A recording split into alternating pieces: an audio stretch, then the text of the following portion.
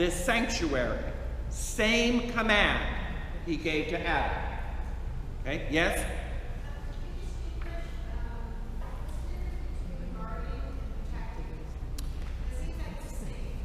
Yes.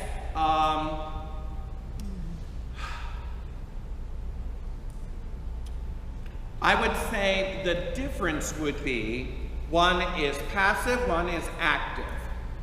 To guard something is to prevent something from coming in. You're a passive, a shield. To protect can be active to stop it. It's a subtle difference, but that would be what I would designate the difference. You actively prevent it. But he said to guard and protect this place, guard. What about the woman? Did he say guard and protect the woman? Well, this was before he created Eve. Oh, okay. Now, Eve was created in Eden. In the good times. So, yes. So that guarding of protecting included the helpmate that he will give to her, him. Okay? All right. Everyone good? All right.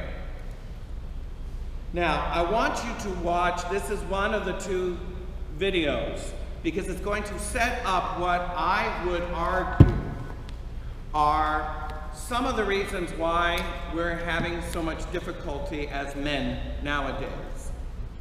Okay?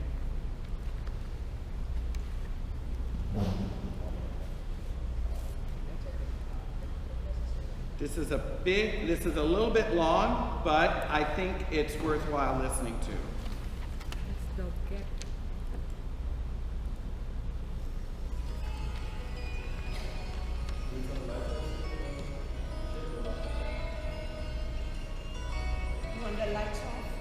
If you want to turn the lights off, that makes it easier.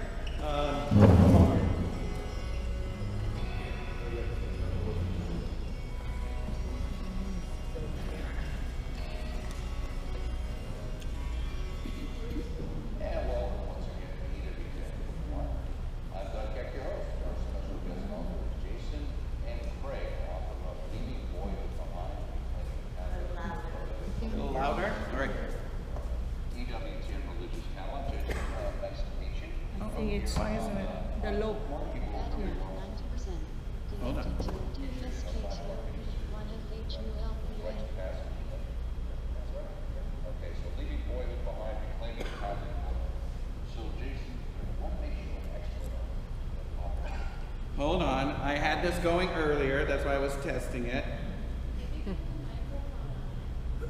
No, this is...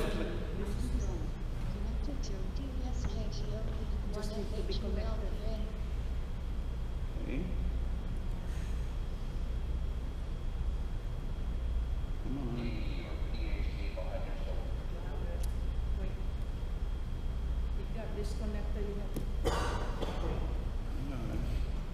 But really, since my own conversion. There we go. Okay, so let's start back a little bit. Doug Keck, your host. Our special guest author is Jason M. Craig, author of Leaving Boyhood Behind, Reclaiming Catholic Brotherhood, published by OSV, available through our EWTN Religious Catalog. Jason, nice to meet you here on Bookmark. People remember you were on Life on the Rock. Also, you were featured in a 5-part miniseries we did, right? Called Rites of Passage, is that correct? That's right, yeah. Okay, so Leaving Boyhood Behind, Reclaiming Catholic Brotherhood. So, Jason Craig, what makes you an expert on this particular topic for you to write a book about that? I don't see any MD or PhD behind there, so... They just couldn't fit it on there. Okay. No, because I need to leave my boyhood behind. But I've been involved for, really since my own conversion, and sort of the man problem, the man crisis, what's going on with men, both the fathers that are either absent or not forming their family and their children in the faith, or boys and teenagers that you think, what in the world are they thinking? What's wrong with them? Been involved with, writing and speaking, but mostly as through Fraternus, which is an apostolate that the idea is to train the men in a parish to be the mentors to the next generation, which doesn't sound very controversial or innovative or anything, but most people will nod if I say every boy needs to have a mentor. They would say yes. They need to have Catholic mentors. If they're going to be good Catholic men, they say yes. And then you ask the question, so when does that happen at your parish? Nobody has an answer. Right. So we culturally don't have the means to mentor boys anymore. Those are broken down in a variety of ways. Have you also found out, and I can imagine in reading through this book that you could get some pushback from some people who seem like you're saying, well, you're devaluing the relationship with the mother. What about the single mother situation? You know, I mean, who says a man has to teach a young boy? I mean, we've had a lot of problems with men and boys over the years. Yeah, I mean, the problems are men and boys. When you hear there's been a school shooting, do you ever think, I wonder who the girl was? You know, when you hear these acts of violence, for example, is an overwhelmingly male problem. It's not. Did you hear that? Men problem. When you hear of a school shooting, you never say, I wonder what girl did it. Why? Because it's overwhelmingly a man problem. And it's like, why is that? I love this because this is a Catholic perspective on something that I studied in my master's program about men and manhood relationships. Turning boys into men, which is something that is grossly lacking in our culture. So I don't want to take too much away. I want him to speak because I think this summarizes it brilliantly. Not a societal problem in Make it both even genders. louder. But I think I'm up as high as I can. yes, well, it's a fact of insecurity. And if you want to ask, if the people who might give me that kind of pushback about, well, single mothers, they're doing the best they can. But one of the most common phone calls that we get in fraternities is from single mothers. They are the ones that recognize, I have given my son everything I can give, but you know what I can't give him? Masculinity. I can't give it to him. I don't have it to give.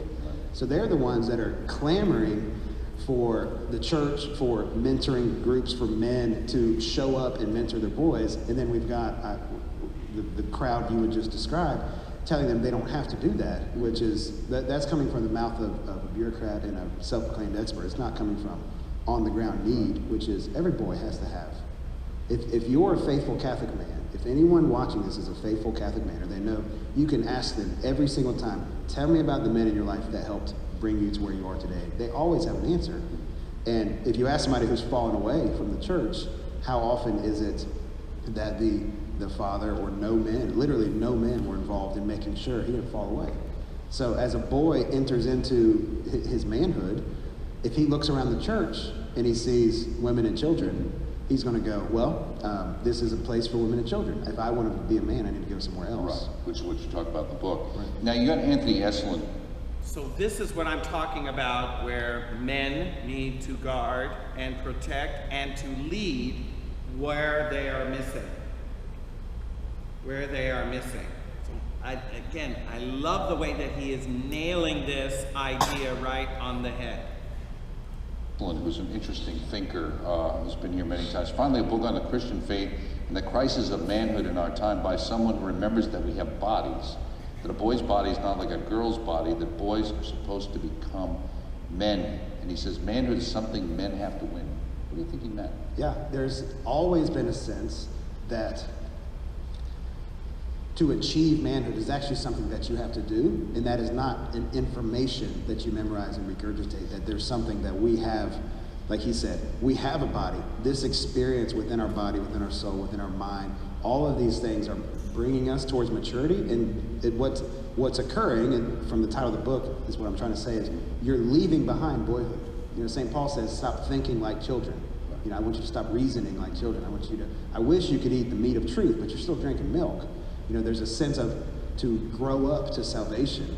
And we as Catholics, we know that that's not just data. So this is not, we can't put boys in a room and give them the information of being a man.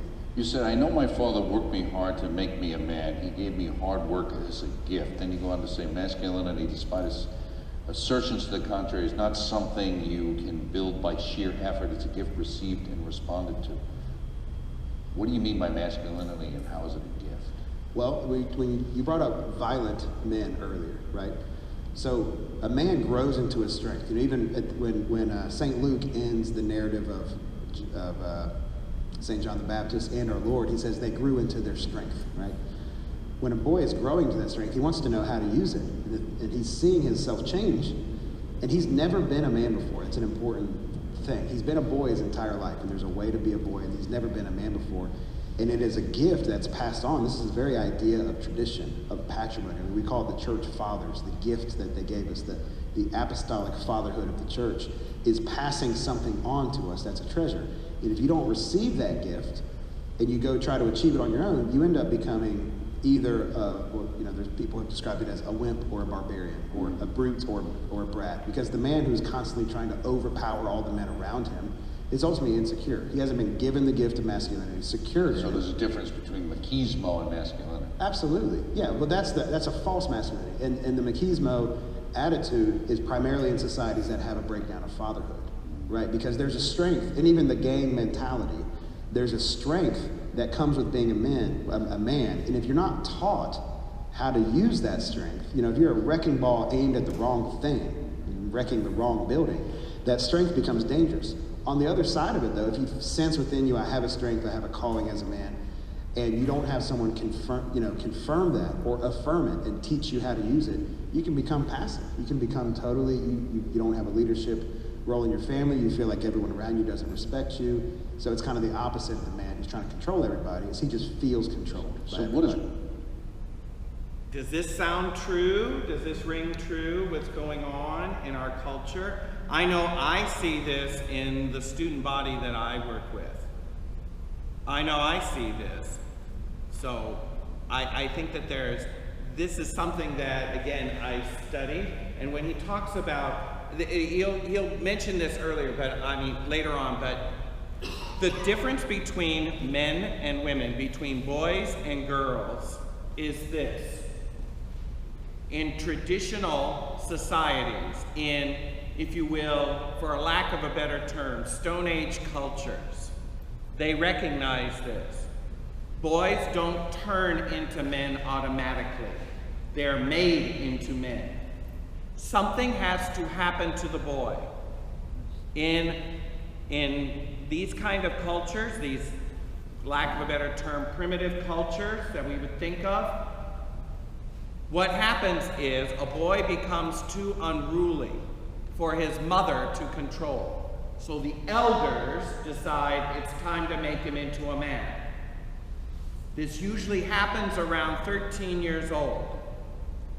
And the elders basically kidnap him, take him out to a field or a cave, and teach him what it is to be a man in their culture. After a series of rituals and initiation rites, he is then returned to the society. He is no longer considered his mother's son. He is considered his father's son.